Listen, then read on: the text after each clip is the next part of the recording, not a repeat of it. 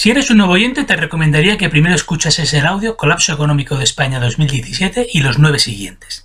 Esos 10 audios son los realmente importantes. La guerra de Siria es un conflicto bastante complejo, así que no es de extrañar que los globalistas hayan salido con la suya a la hora de engañar a la gente sobre lo que de verdad está pasando allí. La idea principal que explica todo es la siguiente. Los banqueros internacionales, los globalistas, quieren eliminar a Bashar al-Assad y están dispuestos a hacer lo que sea, incluso diabluras, para alcanzar sus objetivos. Ya veréis a qué me estoy refiriendo. Siria tiene unos 20 millones de habitantes. La población siria es bastante homogénea étnicamente. Básicamente son la misma gente. Así que no se trata de un conflicto étnico. Solo un 10% de la población no es árabe, sino kurda. Siria no está dividida étnicamente, pero sí lo está religiosamente. El 75% son musulmanes suníes, el 15% son musulmanes chiíes, concretamente de la rama alawita, y el 10% son cristianos. Bashar al-Assad, como es lógico, favorece un poco a los alawitas y garantiza la protección de los cristianos y de los kurdos. Los alawitas históricamente han sido una minoría marginada, pero desde que en 1970 llegó al poder mediante un golpe de estado a Assad, su situación ha mejorado mucho.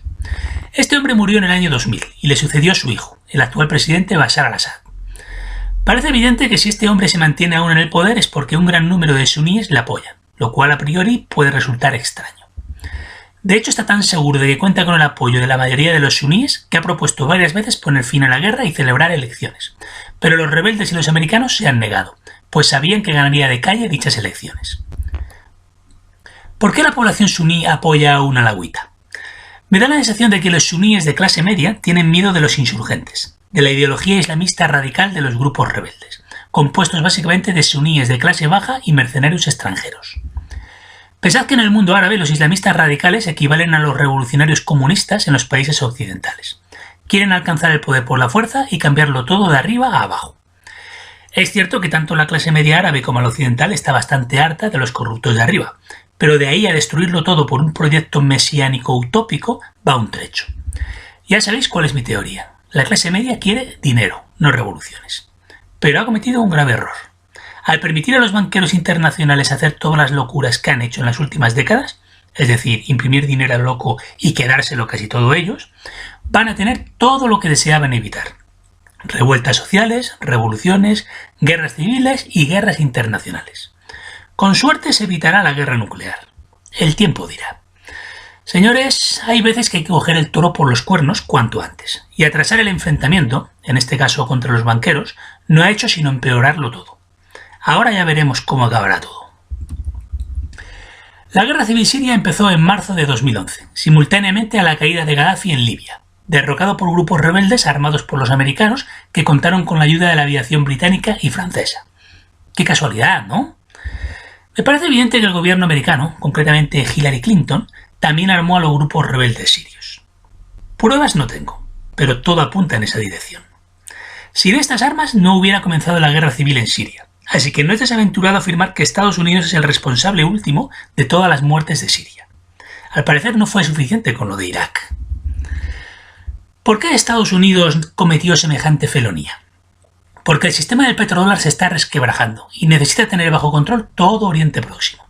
Por eso invadió Irak en 2003. Yo creo que su plan era invadir inmediatamente después Siria y luego la pieza mayor, Irán. Pero la aventura de Irak se torció y tuvieron que posponer estas invasiones. Luego vino la crisis de 2008 y desde entonces ya es imposible para ellos convencer al pueblo norteamericano de que apoyen la invasión de más países. Así que los globalistas ya solo pueden derrocar al gobierno sirio e iraní de forma indirecta, promoviendo revueltas populares, golpes de estado o guerras civiles. El gobierno iraní es fuerte y ha resistido estas maniobras, pero el gobierno sirio no lo logró, así que en Siria al menos consiguieron que estallara la guerra civil. El problema es que estamos en el 2017 y Bashar al-Assad finalmente ha derrotado a los rebeldes sirios y al Estado Islámico. Así que los globalistas han fracasado en su intento de hacerse con el control de Siria. A eso hay que añadir otro factor. Estados Unidos tiene más de 600 bases militares repartidas por todo el mundo. Rusia solo 2. ¿Sabéis dónde están esas bases? En Siria. Una base aérea en Latakia y un puerto en Tartus. Si Estados Unidos hubiera conseguido derrocar a Bashar al-Assad, de paso hubiera expulsado a los rusos de Siria y de Oriente Próximo. Hasta aquí todo es bastante fácil de entender.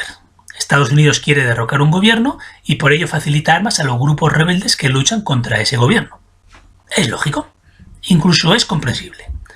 Lo que no es tan comprensible y mucho menos justificable es que Estados Unidos cree una organización terrorista como el Estado Islámico. O sí, teniendo en cuenta que los aliados de Estados Unidos en la aventura de derrocar a Bashar al-Assad son Arabia Saudí, Israel y Turquía. 3 países bastante canallas.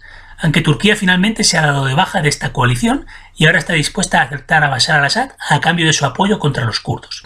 Pues tras la derrota del Estado Islámico, Estados Unidos e Israel se han empeñado en crear un Estado kurdo en el norte de Irak y tal vez en el este de Turquía.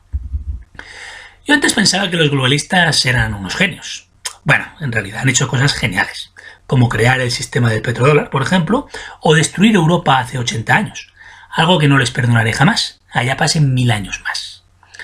Pero últimamente se les está yendo la olla. Más que unos genios parecen unos iluminados. ¿De verdad creen que pueden crear un Estado kurdo con la oposición de Turquía, Irán, Siria y el gobierno de Bagdad? Esto demuestra que a esta gente se le ha ido la olla. Volviendo al tema del verdadero origen del Estado Islámico. ¿Por qué Estados Unidos ha creado semejante monstruo? Porque los americanos pronto comprendieron que los grupos rebeldes sirios, a los que apoyó abiertamente desde el principio, no conseguirían derrocar a Bashar al-Assad. Así que decidieron crear un grupo de locos asesinos a los que financiaría y armaría en secreto, el Estado Islámico. El objetivo era el siguiente. Atención a esto que es muy interesante. Una vez el Estado Islámico hubiera conquistado Siria, Estados Unidos tendría el apoyo de la ONU y de la opinión pública norteamericana y mundial para invadir Siria para destruir al Estado Islámico. Resultado final de la operación, el ejército americano ocupa Siria y además lo hace con el aplauso agradecido del mundo civilizado. Afortunadamente nada ha salido como esperaban. La aviación rusa ha intervenido y ha destrozado al Estado Islámico. Si bien los rusos, gracias a la campaña de desinformación de nuestros medios de comunicación, no han recibido el aplauso agradecido del mundo civilizado. Bueno, pues yo desde esta humilde plataforma aprovecho para agradecer a los rusos su gran labor al destruir al Estado Islámico.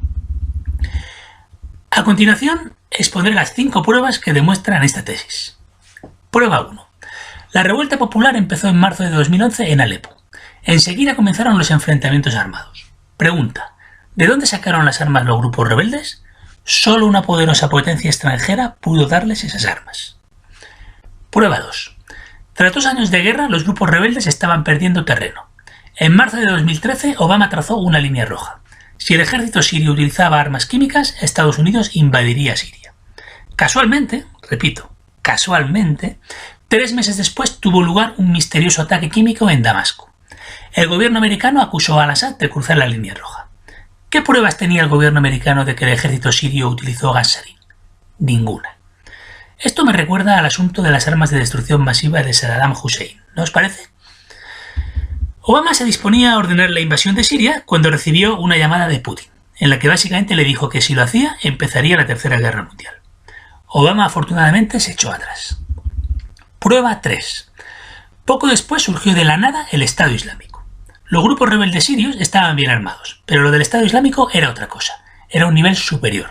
Contaba incluso con armamento pesado. Menos aviones, tenía de todo. ¿De dónde sacaron todo ese material? Resulta que algunas milicias del Estado Islámico expulsaron, entre comillas, a los norteamericanos de algunas ciudades de Irak, que se vieron obligados, entre comillas, a dejar atrás material militar muy valioso. Entonces el Estado Islámico, en vez de seguir persiguiendo al infiel ejército invasor americano en Irak, se llevó ese material a Siria y lo utilizó para enfrentarse al ejército sirio. Y ya se ve cuáles eran las prioridades del Estado Islámico. Prueba 4. A partir de ese momento, la aviación americana supuestamente empezó a bombardear al malvado Estado Islámico. Digo supuestamente porque cuanto más bombardeaban los aviones americanos, más avanzaba el Estado Islámico, que parecía imparable. La aviación americana estaba violando el espacio aéreo sirio continuamente y accidentalmente bombardeaba una y otra vez al ejército sirio, en vez de atacar al Estado Islámico. Prueba 5. 2 años y centenares de miles de muertos después, el Estado Islámico se plantó a las puertas de Damasco. Hasta ahí llegó la paciencia de Putin. En septiembre de 2015, previa autorización del gobierno sirio, Putin ordenó a la aviación rusa destrozar al Estado Islámico. Dicho y hecho. En pocos meses el Estado Islámico prácticamente fue aniquilado. Alguien podrá decir que ha seguido operando en 2016 y 2017, pero debéis tener en cuenta que se trataba ya de una organización fantasmal que apenas controlaba las zonas desérticas del este de Siria. El ejército sirio se ha tomado más tiempo de lo que cabía esperar para asestar el golpe definitivo al Estado Islámico porque estaba lamiéndose las heridas y reorganizando las tropas. La semana pasada se reunieron en la ciudad balneario rusa de Sochi representantes diplomáticos de Siria, Rusia, Irán y Turquía para declarar oficialmente la derrota del Estado Islámico. Nuestros medios de comunicación apenas han cubierto la noticia y casi se les notaba que estaban tristes y decepcionados. Algunos periodistas incluso apuntaban amenazantes que esto no era el final del Estado Islámico, pues ahora activarían como represalia sus células durmientes repartidas por Europa. Este es el titular en el periódico El País al día siguiente de la reunión de Sochi. Esta guerra sí la gana el ISIS. A este titular le sigue este texto. Entre derrotas militares y mentiras de propaganda, el grupo yihadista mantiene prácticamente intacta su potente marca y capacidad para movilizar e inspirar radicales de todo el mundo. Lo de nuestros medios de desinformación es repugnante. Por eso me he visto obligado a hacer estos audios, para combatir su repugnante manipulación. O sea, yo y 3 más como yo, contra El País, El Mundo, La Vanguardia, ABC, La Razón, Televisión Española, Antena 3, 4, Telecinco e incluso La Sexta. Que ciertamente es un canal muy crítico con la banca en general, pero que evita hablar de los Rothschild y de los Rockefeller. Bueno, ya sabéis que España es la tierra del Quijote, pero tal vez esta vez muchos Quijotes juntos podamos derrotar a estos molinos. Supongamos que los comentaristas que cuelgan audios en YouTube en Estados Unidos convencieron a 2 millones de personas para que votaran a Trump al hacer públicos todos los trapicheos de Hillary Clinton que los medios de comunicación ocultaban sistemáticamente. Esos 2 millones de votos son los que hicieron ganar las elecciones a Trump. No minusvaloréis el poder de Internet. Os aseguro que ahora los globalistas ya no lo hacen. En los 2 últimos años, Rusia ha tenido que soportar 3 provocaciones intolerables. El 31 de octubre de 2015, un mes después de empezar a bombardear al Estado Islámico, un avión ruso con más de 200 pasajeros a bordo que cubría la ruta entre Egipto y San Petersburgo explotó en el aire. Un mes después de ese atentado, Turquía derribó un avión de combate ruso en cielo sirio, alegando falsamente que había violado su espacio aéreo durante 20 segundos. El 25 de diciembre de 2016, 10 días después de que el ejército sirio expulsara a los rebeldes de Alepo, un avión militar ruso que transportaba al coro del ejército a Siria para conmemorar la victoria con un concierto navideño sufrió un accidente sobre el Mar Negro. Murieron un centenar de personas. Evidentemente esto no es nada comparado con los centenares de miles de sirios que han muerto en este conflicto, pero demuestra que el nivel de maldad de los globalistas no conoce límites, como corrobora el extraño ataque con gas que mató a más de 100 personas en un hospital de una población controlada por los rebeldes sirios el 4 de abril de 2017. Un atentado de bandera falsa perpetrado por los globalistas para acusar ante la ONU a Bashar al-Assad de crímenes de guerra, para que autorizase la invasión de Siria por parte de Estados Unidos. Afortunadamente dicha iniciativa no prosperó, pero demostró una vez más las fechorías que esta gente está dispuesta a perpetrar para alcanzar sus objetivos.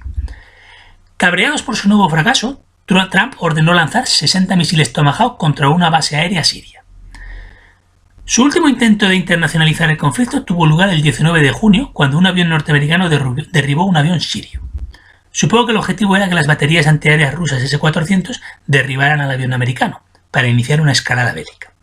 Afortunadamente los rusos, una vez más, no cayeron en las provocaciones americanas. Todos debemos alegrarnos del exterminio del Estado Islámico. No obstante, no seáis ingenuos, esto todavía no ha acabado. La embajadora norteamericana ante la ONU, Nikki Haley, ya ha dejado claro que Estados Unidos no necesita el aval de la ONU para intervenir en Siria. Y no olvidéis que Estados Unidos tiene desplegados 2.000 soldados en Siria, y ellos sin la autorización del gobierno sirio y mucho menos con el aval de la ONU. Lo que le faltaba a Siria y al mundo, otra de esas invasiones liberadoras norteamericanas. Creo que no es necesario que insista en lo que ya sabéis. A Estados Unidos le importa un comino el destino de los sirios. Lo único que le preocupa es preservar el sistema del petrodólar. Alegrémonos, pues, de este nuevo fracaso de los globalistas, pues puede que sea uno de los últimos clavos en su ataúd.